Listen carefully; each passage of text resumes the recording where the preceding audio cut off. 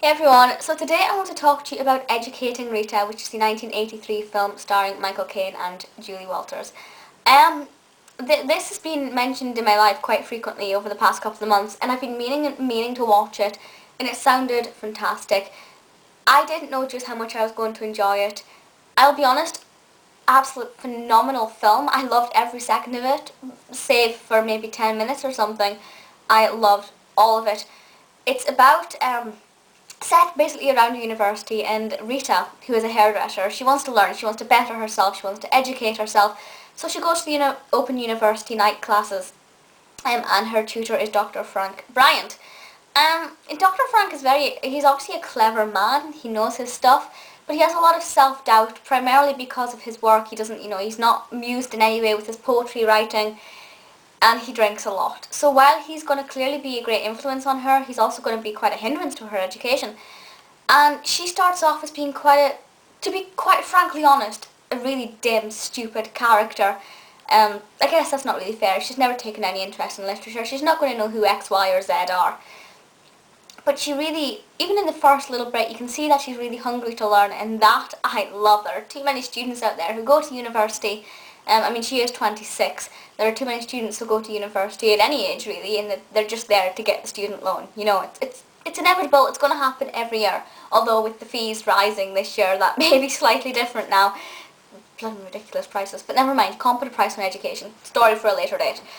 And the whole film is her learning and trying to come to terms with various things, but there are various factors in Rita's life which stop her from learning sometimes, and there are certain things which push her forward as well.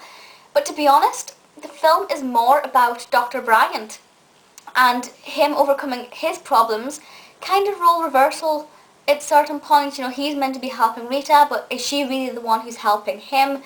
Very interesting. The main thing for me though is the academic level, the education in it, the constant mentions of literary terms and names and authors and books.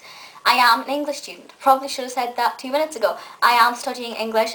Literature is probably the thing I care most about in the world. It even beats television. Yeah, I know, I went there, but I love it so, so much. So for me, that sense is going to be just enthralling beyond belief. I did actually write down some of the names that were mentioned, but towards the end I was like, there are too many authors and critics and things being mentioned that I know I kind of ran out of ink. But I got really excited. Within the first minute, the camera panned over the bookshelf and it was like Oscar Wilde. That was it. I got excited. But it is fantastic. 64 minutes in, Byron gets a mention. It's Byron. Can you see him? Isn't he gorgeous? Even a cartoon version. I'm digressing. I'm getting excited. Yeah, Byron was mentioned 64 minutes in. I waited for that. I said to myself, as long as Byron is mentioned in this, it's going to be a great film. That's how shallow I am. But no, honestly, it is sensational. There's one particular scene which I detested, but it's so fantastically done. Yes, I'm going to go into detail. If you don't want to know anything about it, stop watching. Denny, Rita's not even, he doesn't even constitute to be a friend. He's that pompous. But her husband basically he is non-intellectual. He doesn't appreciate the written word at all, and he is completely against her bettering herself with education. And there's a particular scene where he burns her essay and he burns the books she's reading, and there's a scene where all we can see is flames, and it's just a small fire, don't worry, it's not like a massive house fire, and all we can see is flames with the pages just sort of burning away, and I was this close to tears. It was 9 o'clock in the morning, I was exhausted, sleep deprived, I was a little bit emotional, but I was just like, that is the worst thing ever. If you burn a book, I will club you. I really did break my heart. And it just really annoyed me. To be honest, I can't remember which book it was. It wasn't a book I'm particularly partial to, but that's irrelevant. The whole thing, though, is just fantastic. Obviously, a screenplay written by Willy Russell, who is fantastic. I've seen 2 of his plays, Blood Brothers and Stags and Hens. Both very good. This is fantastic. I'd love to see this on the stage and see how that one works. I do think, I will be honest, I think that the way the narrative develops and the way the plot unfolds and the pace of it is not overly fast. What happens could happen in perhaps half the time. It's an hour and 50 minutes. I think it could be condensed slightly, but if you are a lover of literature, you will love every element of this completely. even just to play your own knowledge and see how much or how many of the names you know.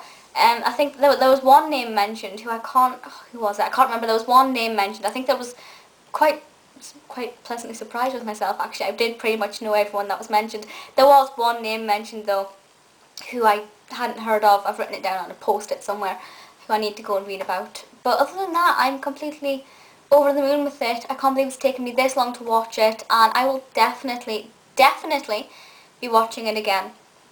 It is on YouTube. I don't normally condone people watching things online. Yeah, right. But it is on YouTube. I haven't put it up there so I can tell you about this, guys, without feeling like I'm plagiarising. It is on YouTube. That's where I watched it. I'm not going to lie to you. And I will be going to buy the DVD. I absolutely will be going to have Amazon and getting the DVD because I loved it completely. Does it constitute to be one of my favourite films? No. I don't think... The character of Rita annoyed me a bit too much. I really wanted to reach out to Dr. Bryant on too many occasions. It was really pulling at my heart.